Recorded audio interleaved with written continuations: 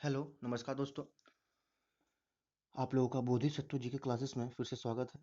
और जिस प्रकार मैंने पिछले वीडियो में प्रारूप समिति, संविधान की समिति, किस प्रकार सीटों का आवंटन हुआ था, कांग्रेस कितनी सीट लाई थी, ब्रिटिश प्रांत कितनी सीट लाई थी, देसी रियासत कितनी सीट लाई थी, तो उसके बारे में बताया था। तो आज की जो टॉपिक है वो है संविधान की प्रमुख विशेषताएं। तो संविधान की जो विशेषताएं हैं वो है, संविधान को दो वर्गों में विभाजित किया जाता है। कितने वर्गों में? दो वर्गों में। एक लिखित संविधान, एक अलिखित संविधान। तो लिखित संविधान में जैसे हो गया अमेरिकी संविधान, और अलिखित संविधान में हो गया ब्रिटेन का संविधान। तो भारत का संविधान विश्व का सबसे लंबा लिखित संविधान है। भारत का जो संविधान है विश्व का सबसे लंबा लिखित संविधान है, और यह बहुत वृहद समग्र और विस्तृत दस्तावेज है। यह बहुत बड़ा है और विस्तृत है। मूल रूप से 1949 संविधान में एक प्रस्तावना, 395 अनुच्छेद और 22 भागों में विभक्त और 8 अनुसूचियां थी। और वर्तमान में अभी जो है वो है 395 अनुच्छेद, 22 भाग और 12 अनुसूचियां। कितने अनुच्छेद है? 395 अनुच्छेद है, 22 भाग है और 12 अनुसूचियां हैं।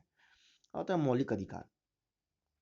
तो संविधान के तीसरे भाग में 6 मौलिक अधिकारों का वर्णन किया गया है। एक समानता का अधिकार जो अनुच्छेद 14 से 18 है, एक स्वतंत्रता का अधिकार जो अनुच्छेद 19 से 22 है, एक शोषण के विरुद्ध अधिकार जो अनुच्छेद 23 से 24 है, एक धार्मिक स्वतंत्रता का अधिकार जो अनुच्छेद 25 से 28 है, एक सांस्कृतिक व शिक्षा का अधिकार जो अनुच्छेद 29 से 30 है, और छठा संवैधानिक उपचारों का अधिकार जो अनुच्छेद 32 में है।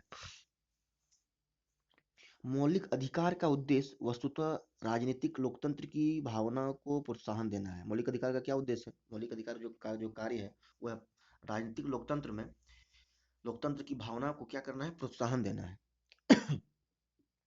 यह कार्यपालिका और विधायिका को मनमाने कानूनों पर निरोधक की तरह काम करता है। मौलिक अधिकार जो काम करता है वो कार्यपालिका और विधायिका के मनमाने कानूनों पर निरोधक की तरह काम करता है। कौन?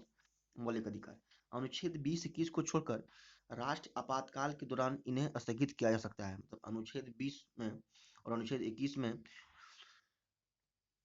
जो प्रावधान है वो उन्हें स्थगित किया जा सकता है। एक दोष सिद्धि में संरक्षण है, उसको क्या किया जा सकता है? स्थगित किया जा सकता है, अनुच्छेद 20 और 21 को छोड़कर। फिर आता है राज्य की नीति निदेशक सिद्धांत। तो इसका उल्लेख संविधान के चौथे भाग में किया गया है। राज्य के नीति निदेशक सिद्धांत का उल्लेख जो किया गया है संविधान के चौथे भाग में किया गया है, और इन्हें 3 वर्गों में विभाजित किया गया है। एक सामाजिक, दूसरा गांधीवादी, तीसरा उदार बौद्धिक। कौन? एक सामाजिक, दूसरा गांधीवादी, तीसरा उदार बौद्धिक। इसका कार्य सामाजिक व आर्थिक लोकतंत्र को बढ़ावा देना है। नीति निर्देशक सिद्धांत का जो कार्य है वो है कि वह सामाजिक व आर्थिक लोकतंत्र को बढ़ावा देना है, और इसका उद्देश्य भारत में एक कल्याणकारी राज्य की स्थापना करना है। ये नीति निर्देशक का सिद्धांत है, कार्य है। एक आता है मिनर्वा मिल्स मामले 1980।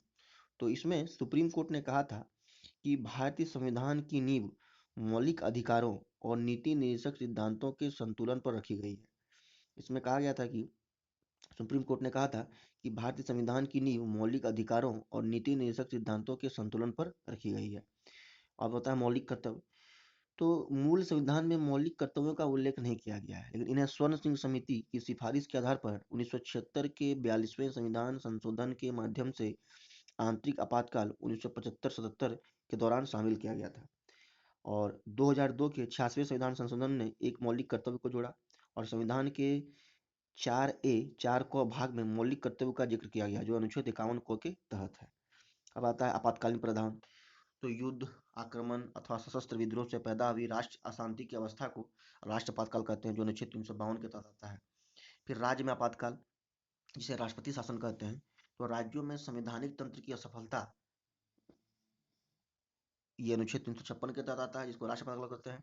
और या केंद्र के निर्देशों का अनुपालन करने में असफलता, ये अनुच्छेद 365 के तहत आता है। मतलब केंद्र ने कोई निर्देश दिया है तो उसको अनुपालन करने में, उसको पालन करने में, उसको लागू करने में अगर असफलता हुई है तो वो अनुच्छेद 365 के तहत आपातकाल लगा सकता है। फिर आता है वित्त आपातकाल। तो भारत की वित्तीय स्थिरता या प्रत्यय संकट में हो तो अनुच्छेद 360 के तहत वित्त आपातकाल लगा सकता है।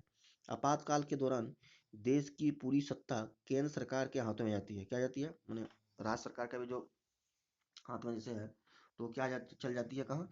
केंद्र सरकार के हाथों में चल जाती है। और राज्य केंद्र के नियंत्रण में चले जाते हैं। और राज्य किसके नियंत्रण में चले जाते हैं?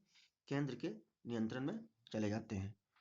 तो इस वीडियो के माध्यम से मैंने बताया दोस्तों, आपातकालीन प्रावधान, राजकीय निषेध सदन का क्या कार्य है, मिनरवा मिल्स कब आया, मौलिक कर्तव्य क्या है और किस कौन से भाग में है और किसके तहत जोड़ा गया।